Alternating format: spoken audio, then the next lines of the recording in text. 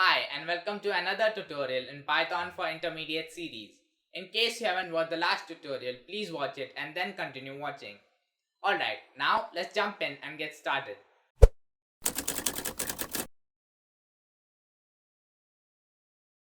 In this Python tutorial, I will show you some cool things you can do with Python strings.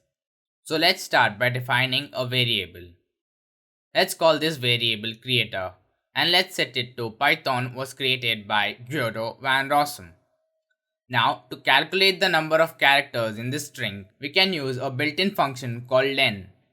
So, print len of creator. Let's run this program. So, you can see we have 39 characters in this string. This is particularly useful when you receive input from the user. For example, when you fill a form online, you will notice that each input field will often have a limit. For example, it might have 25 characters for your name.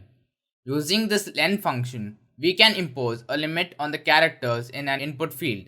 If the user types more characters than we allow them, we can display an error. The len function is another function built into Python. This is not only limited to counting the number of characters in a string. In the future, when we will use lists, I will show you that we can use this function to count the number of items on the list. We also have functions that are specific only to strings, like we have functions for converting a string to lowercase or uppercase. To access this function, we use a dot operator. Let me show you. First, we type creator, then dot upper. Let's run this program. There you go. We get all the letters in uppercase.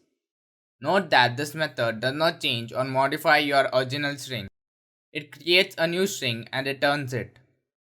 So print our creator variable right after we call our upper method. We can see that our creator variable still has its original form.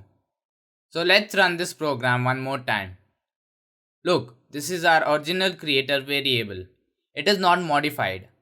Similar to the upper method, we have a method for converting a string to lowercase. Now let's run our program. So on the second line you can see all characters are in lowercase.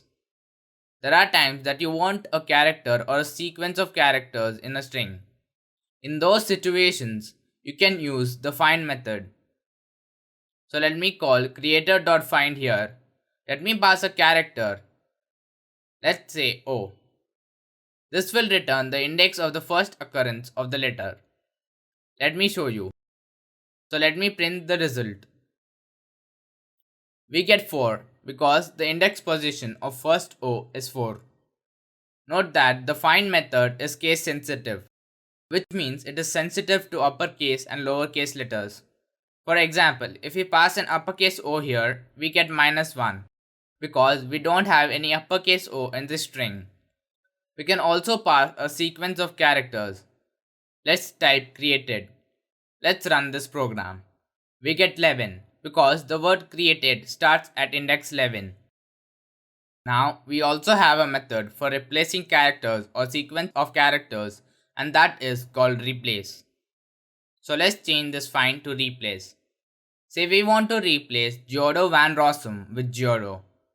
So we simply type creator.replace Giodo van Rossum separated by a comma, and then we type Giodo.